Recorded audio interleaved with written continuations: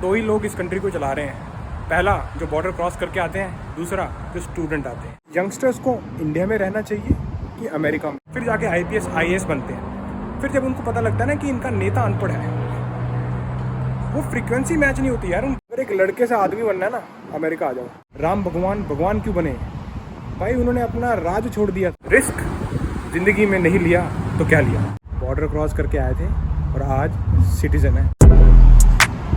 Welcome back everybody, सत श्री अकाल, सब वधिया ते कमाल। मेरे को आप लोग पूछ रहे हो कि सर जो स्टूडेंट है क्या वो अमेरिका में आके गैस स्टेशन पे काम, लिकर स्टोर पे काम, कन्वीनियंस स्टोर पे काम या किसी होटल में काम या ट्रक ड्राइव कर सकता है कि नहीं कर सकता है? और दूसरी चीज़ मेरे से पूछी जा रही है कि सर जो यंगस्टर्स हैं क्या उनको अमेरिका आना चाहिए या इंडिया में ही रहना चाहिए? एक बंदे ने मेरे को कमेंट किया कि सर मेरे को बहुत सारी दिक्कत आ रही है इंडिया में, काम नहीं है, पैसा नहीं है घर पे, क्या मेरी आप मदद कर सकते हो? मुझे भी अमेरिका में आके यार ट्रक ड्राइव करना है, पैसा कमाना है, आगे बढ़ना है। यार आपका दर्द मैं बिल्कुल समझ सकता हूँ, इस वीडियो में करेंगे बात। और एक बंदे ने मेरे को कमेंट किया है कि sir gas station, convenience store, liquor store, आपकी होटल इंडस्ट्री, ट्रक ड्राइविंग, इन सभी बिजनेसेस में से अच्छा बिजनेस कौन सा है, जिसमें ज़्यादा पैसा बने?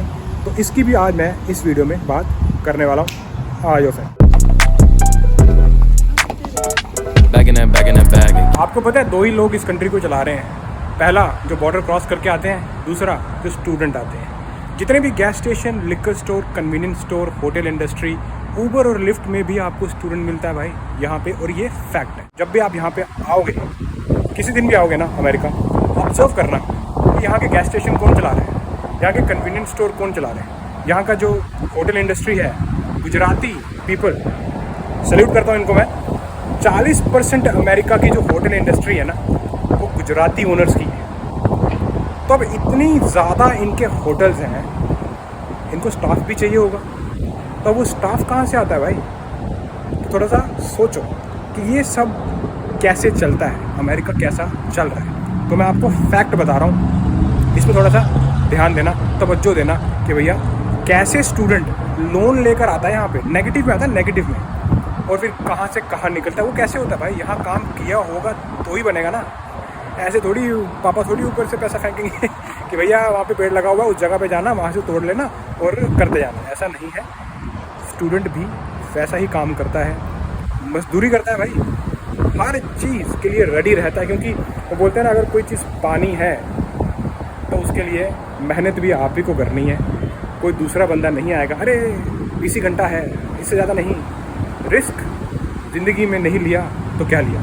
तो ये फैक्ट है। अभी आप समझ लेना इस चीज़ को कि स्टूडेंट यहाँ पे काम कर सकता है या नहीं कर सकता है। अमेरिका में 40% होटल इंडस्ट्री गुजरातियों ने संभाल रखी है, 40% ट्रकिंग इंडस्ट्री पंजाबियों ने संभाल रखी है, और 25% कंस्ट्रक्शन इंडस्ट्री फॉरेन बॉर्न लोगों ने संभाल रखी है, जिसमें स्पेनिश लोग आते हैं, अपने बंदे आते हैं, एशियन कंट्रीज से जितने बंदे आते हैं ना, बांग्लादेश, पाकिस्तान, सभी इस 25% पे आ जाते हैं। तो आप देख रहे हो। और किसी टाइम ये सभी बंदे, चाहे ट्रक वाले हो, चाहे होटल वाले हो, चाहे कंस्ट्रक्शन वाले हो, बॉर्डर क्रॉस करके आए थे और आज सिटीज़न है। तो ये है वैल्यू ऑफ इमिग्रेंट्स। नेगेटिव में आते हैं स्टूडेंट, और ये जो बॉर्डर क्रॉस करके आते हैं ना, दोनों नेगेटिव में आते हैं। लोन लेके आएंगे तो यहीं पे आके बनाएंगे जो भी बनाना है। तो इसलिए मैंने दोनों का नाम लिया कि दो ही लोग अमेरिका को चला रहे हैं। फ़र्क सिर्फ इतना है कि स्टूडेंट वीज़ा लेके आता है और जो बेचारे ऐसे आते हैं वो बॉर्डर क्रॉस करके आते हैं। पैसा दोनों का सेम लगता है। स्टूडेंट यहाँ आके भी भरता है, लोन भी लेके आता है, और जो ऐसे आते हैं वो किसी एजेंट को पकड़ के दे देते हैं 40-50 लाख के करीब और पहुँच जाते हैं। पर यहाँ पे आके स्टोरी सेम होती है, दोनों को काम करना है। क्योंकि यहाँ पे काम वर्कहोलिक बनना पड़ेगा आपको अगर सक्सेसफुल होना है तो। इंडिया में मम्मी सुबह उठाएगी कि बेटे पराठे खा ले, बन गए हैं। यहाँ पे कोई उठाने नहीं आएगा, यहाँ पे कोई आपको मुंह में निवाला डालने नहीं आएगा। खुद उठना है, खुद बनाना है, खा के काम पे जाना है। कोई नहीं पूछेगा कि भैया आपने खाना खाया। खुद का ध्यान रखना है। तो ये सारी चीज़ें ना आदमी, मैं बोलता हूँ। अगला क्वेश्चन था मेरे को ये कि यंगस्टर्स को इंडिया में रहना चाहिए कि अमेरिका में? तो उनके लिए ये आंसर बता रहा हूँ। अगर एक लड़के से आदमी बनना है ना, अमेरिका आ जाओ। अगर लड़के का लड़का ही रहना है तो इंडिया रह सकते हो। क्यों? क्योंकि वहाँ पे सब कुछ बना बना मिल जाता है। माँ बाप का घर होगा, पापा की कार होगी, पापा की मोटरसाइकिल, पापा के पैसे, सब कुछ बना बनाया मिल रहा है, मेहनत करने की क्या ज़रूरत है भाई। पर इधर आके ना आपको वो सारी चीज़ें छोड़नी पड़ती। वो बोलते हैं ना कि राम भगवान क्यों बने भाई, उन्होंने अपना राज छोड़ दिया था, वनवास गए, 14 साल काटे, तभी इतना बड़ा नाम है, ऐसे थोड़ी बन गया। तो रामायण सिखाती बहुत कुछ है, लेकिन हम समझते नहीं हैं। तो ऐसा नहीं है कि इंडिया अच्छा नहीं है, अच्छा है, बहुत अच्छा चलेगा, पुरानी प्रॉपर्टी मिल जाएगी आपको, पापा की, अपने दादा की, परदादाओं की, कोई दिक्कत नहीं है, मज़े से जियो ज़िंदगी। लेकिन अगर कुछ अपने बल पे करना है ना, और कुछ हट के करना है, तो मैं बोलता हूँ यंगस्टर्स बाहर आ सकते हैं। इंडिया में आपके आइडियाज़ की ना वैल्यू नहीं की जाती, ये फैक्ट है। अब मैं बताता हूँ कैसे। और यहाँ पे वही लोग आते हैं और उनकी आइडियाज़ की वैल्यू की जाती है, यहाँ पे आइडियाज़ को इम्प्लीमेंट किया जाता है। और ये कंट्री देखो कहाँ पर है। आपको क्या लगता है अमेरिका को किसने बनाया? स्टूडेंट नहीं तो बनाया है यार। आईटी सेक्टर में चले जाओ, गूगल का सीईओ कौन है?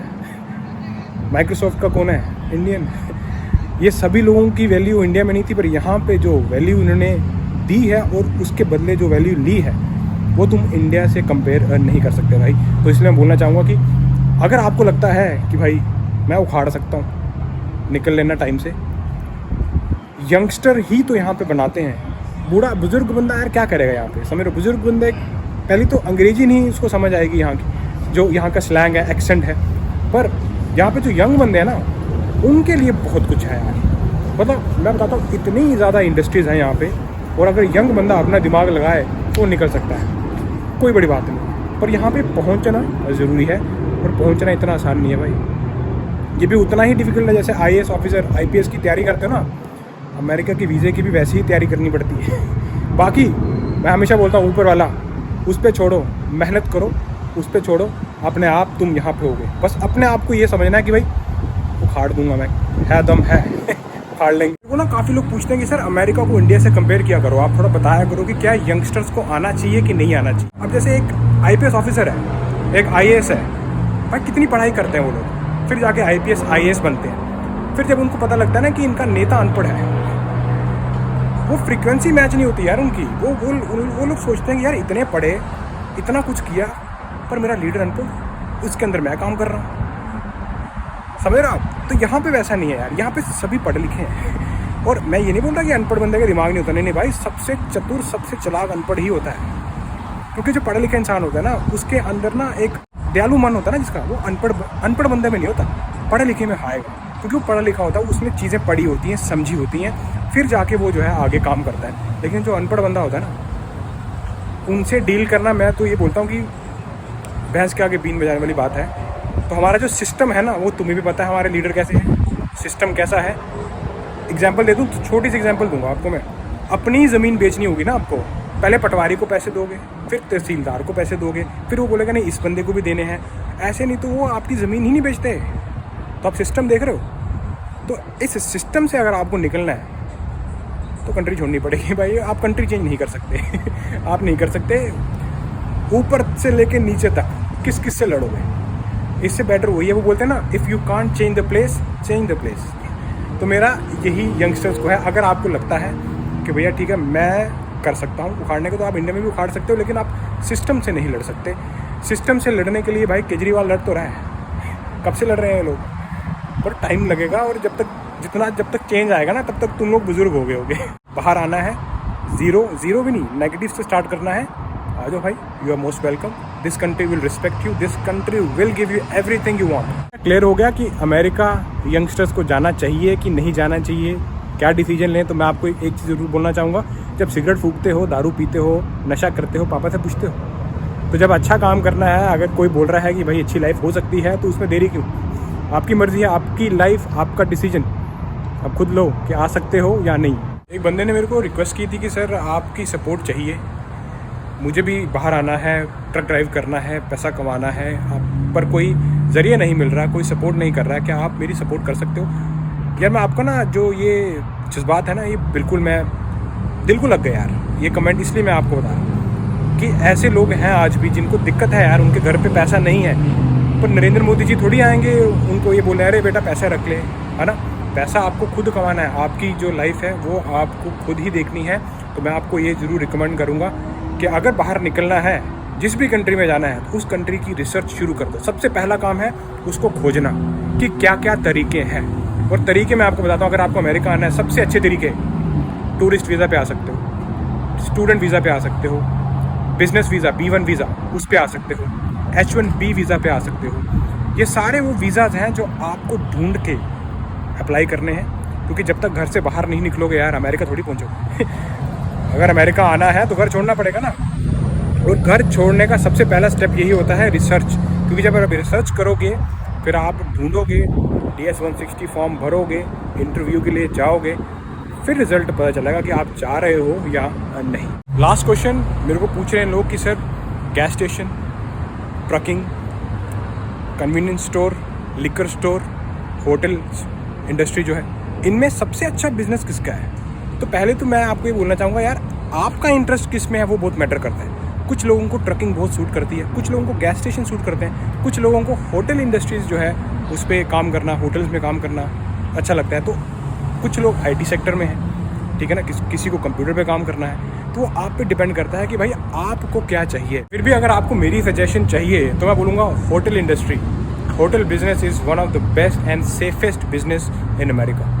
क्योंकि गैस स्टेशन पे दिक्कत यह है कि कोई भी अंदर चला जाएगा, चोरी कर लेगा, तो कालों की बहुत दिक्कत रहती है भाई, हमेशा कुछ ना कुछ कोई गन लेके आ जाएगा यार, हमेशा पंगा है। ट्रकिंग में कैसा है कि ट्रक इंडस्ट्री में आपको घर छोड़ना पड़ता है अपना। घर मतलब अगर आपकी फैमिली है ना, अकेला बंदे को तो मज़े हैं, कोई दिक्कत नहीं। अगर आपकी फैमिली है ना तो आपको 5-5, 7-7 दिन बाहर ही रहना है, आप घर नहीं आ सकते। ट्रकिंग इंडस्ट्री में वो है।